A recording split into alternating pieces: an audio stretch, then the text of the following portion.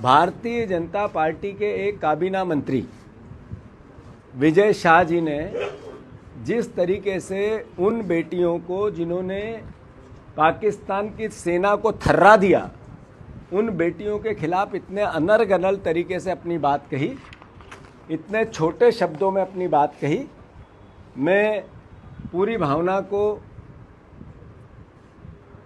आदरणीय मध्य प्रदेश के मुख्यमंत्री जी के कैबिनेट के मंत्री हैं विजय शाह, उन्होंने बेटियों के प्रति जो अपशब्द कहे, एक मंत्रिमंडल का सदस्य का सामूहिक उत्तरदायित्व मंत्रिमंडल का होता है, तो मोहन यादव जी को अब स्पष्ट करना पड़ेगा कि ये जो विजय शाह जी ने बयान दिया, इससे पूरा मंत्रिमंडल सहमत है क्या?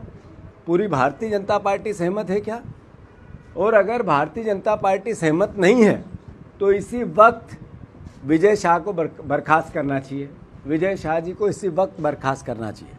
आखिर वो बेटियां जिन्होंने सेना में रहते हुए अपने प्राणों को दांव पे लगा के देश के सम्मान को बढ़ाया, उनके लिए इतने निकृष्ट शब्दों का उपयोग करना, मैं मानता हूं कि ये देश का अपमान है। इस सेना का, हमारी बेटियों का तो अपमान है ही, पर यह देश का भी अपमान है।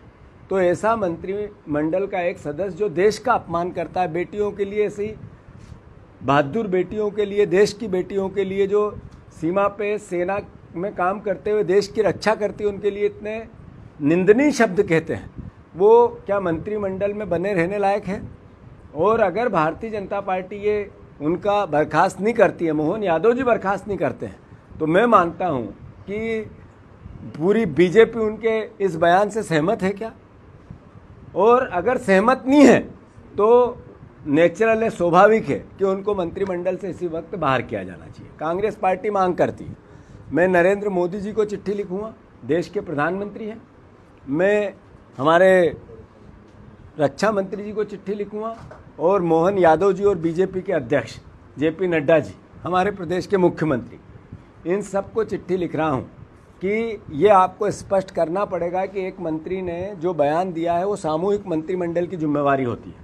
अगर उस बयान पे वो कायम है और आप उससे सहमत हैं, वो मंत्रिमंडल में हैं, तो क्या बीजेपी की भाषा है वो? और अगर नहीं है तो उनको बर्खास्त करें।